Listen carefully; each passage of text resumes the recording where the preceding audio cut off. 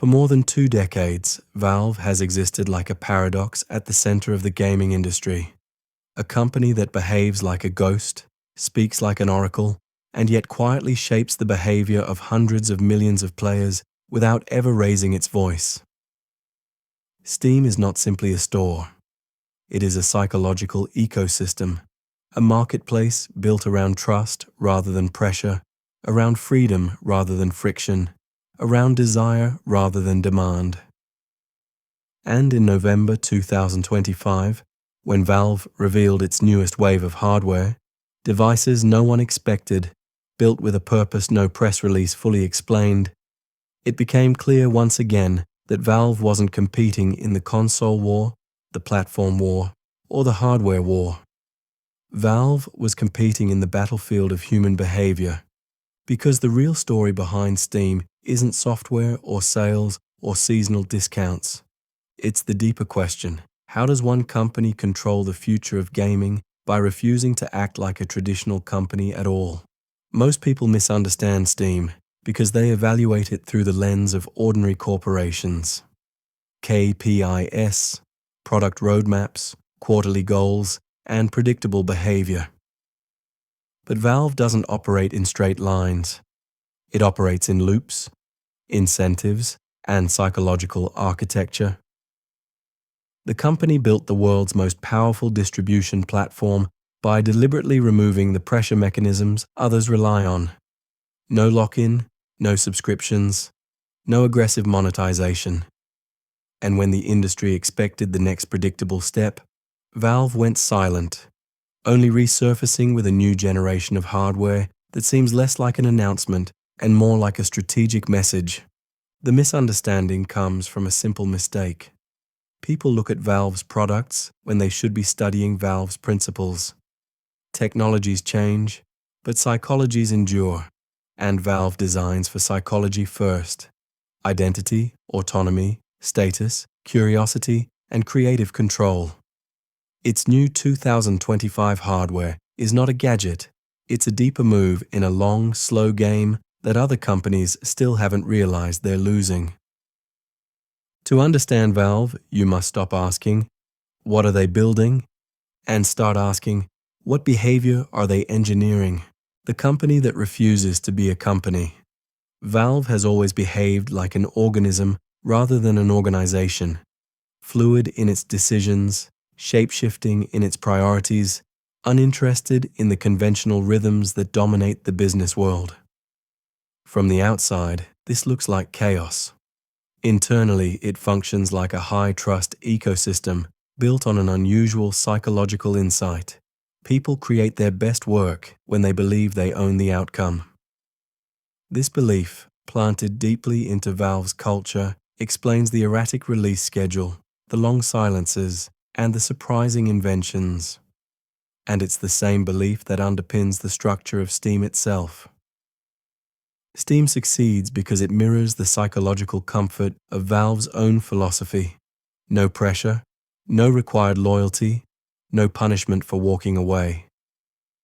It feels like a platform that respects your autonomy. And that, paradoxically, is why players stay. Every design choice, from the minimalistic storefront to the non-intrusive notifications, reinforces the same emotional logic. You are in control. When a platform grants genuine control, people build identity around it. And identity is far stickier than convenience. Consider the moment Valve introduced Steam Workshop. On the surface, it looked like a feature, but strategically, it was a psychological contract. Players weren't just customers anymore. They were co-creators. They had ownership in the ecosystem.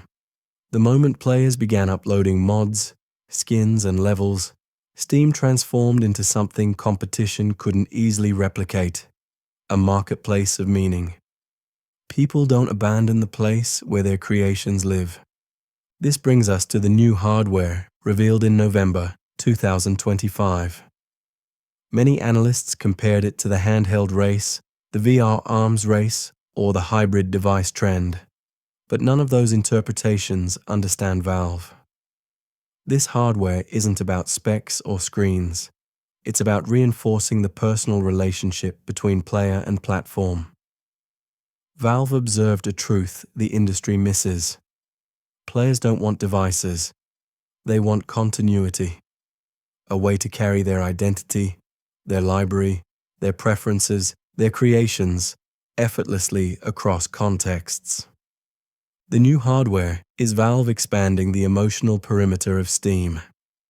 Not competing for living rooms or desktops, but claiming the psychological territory of wherever the player wants to be. If Valve builds for psychology rather than technology, what deeper behavioral shift are they preparing us for next? Steam as a behavior engine, not a store. To understand Valve's long-term positioning, you must look beyond the interface of Steam and see it for what it truly is: a behavior-shaping engine disguised as a storefront. Every button, every layout decision, every seasonal event, every community feature works like a soft psychological magnet, subtly nudging players toward actions that feel natural, effortless, and self-directed. Where other platforms push, Steam pulls. Where others demand attention, Steam earns it. And where others rely on constant communication, Valve relies on the architecture of silence, a design philosophy that encourages exploration rather than instruction. At the heart of this system is a concept psychologists call autonomous reward loops. Steam makes discovery feel personal, ownership feel permanent, and participation feel optional, yet consistently enjoyable. When players browse the store, the experience is less like a sales funnel and more like wandering through a library curated specifically for them. This emotional posture is crucial. It lowers defenses, increases trust, and builds the long-term habit of returning. People come back to places that feel safe, not loud. Valve's achievement becomes even more striking when you contrast it with the rest of the industry. Competitors rely on scarcity tactics, timers, retention pressure, and forced engagement. Valve instead deploys ambient incentives, the trading cards that quietly accumulate, the wish lists that patiently wait, the community hubs that grow on their own. None of these systems are loud. None are pushy. Yet all of them produce one powerful outcome. People feel like Steam belongs to them more than they belong to Steam. This brings us back to the hardware launched in November 2025. Traditional companies design devices to sell platforms. Valve designs platforms to expand identity. So when Valve releases new hardware, it's not positioning itself against consoles or handhelds. It's expanding the surface area of its psychological ecosystem. These devices exist to reinforce a single emotional message. Your entire digital life travels with you without friction, without fragmentation, without compromise. This is why Valve doesn't need marketing campaigns. Its hardware is an extension of the relationship players already have with Steam. It isn't a new beginning, it's a continuation of a habit that has existed for years. And beneath that continuity lies an even deeper strategic question. What happens when a platform becomes so trusted, so familiar, and so integrated into daily behavior that it can reshape the future of play without announcing its intentions at all? The strategic silence. How Valve shapes markets without speaking. Silence is usually interpreted as hesitation, uncertainty, or strategic weakness, but Valve has turned silence into its most potent competitive weapon. Every long pause between announcements, every unanswered question, every untelegraphed roadmap is not an absence of communication. It is a deliberate psychological design. Valve understands a principle few companies are brave enough to embrace. When a brand becomes synonymous with reliability, silence becomes anticipation, and anticipation becomes power. This power reveals itself each time the industry tries to predict Valve's next move. Analysts speculate, communities theorize, competitors reposition, and yet Valve remains still. watching as the world rearranges itself around expectations they never confirmed. This stillness is not passive, it is strategic patience. It allows markets to overreact, to reveal their vulnerabilities, to expose their assumptions. And when Valve finally moves, it steps into a landscape already shaped by the pressure of its own reputation. Consider the years leading up to the 2025 hardware reveal. Rumors swirled, prototypes leaked, forums debated every detail. But Valve offered no timeline, no confirmation, no narrative. They let the speculation build an emotional runway. By the time the hardware was announced, the market had done the storytelling for them. Every outlet framed the release, not as a product introduction, but as a long-awaited reveal. A psychological difference that transformed hardware into an event. Valve did not hype the moment. The ecosystem hyped itself. This technique mirrors how Steam has always operated. Quietly, predictably, without the noise that defines the modern tech landscape. When companies flood attention channels with announcements, they dilute focus. Valve concentrates it. Silence sharpens curiosity. Curiosity amplifies retention, and retention builds the most valuable psychological asset in business: earned loyalty. And this silence carries another function, one even more subtle. It masks intent. When Valve does not explain its strategy, competitors cannot counter it. They do not know whether the new hardware is an experiment, a stepping stone, or the beginning of a larger structural shift in how players access their libraries. So, instead of reacting decisively, they hesitate, creating a strategic time window that Valve uses to refine, adjust, and move at a pace that feels effortless because it is not constrained by outside expectations. But the deeper question remains: what is Valve preparing for that requires so much strategic silence? And what exactly are they positioning themselves to control? The continuity play. How Valve is quietly building the future of digital ownership. If you trace Valve's decisions over the last 10 years, the evolution of Steam, the rise of the deck, the expansion of Proton, the push toward open ecosystems, and the new hardware introduced in 2025, a pattern emerges. It is subtle, almost invisible unless viewed from a psychological vantage point rather than a technological one. Valve is not trying to win the console market, dominate the handheld race, or out-innovate competitors in raw hardware specs. Valve is chasing something far more foundational: continuity of ownership across every context of digital life. That word, continuity, is the key to understanding everything Valve has done. Most companies break the player's identity into pieces. A game on one device requires another purchase on another device. A library on one platform can't travel to another. Save files fragment, achievements reset, interfaces change, and over time, the player's digital identity becomes scattered, divided, and fragile.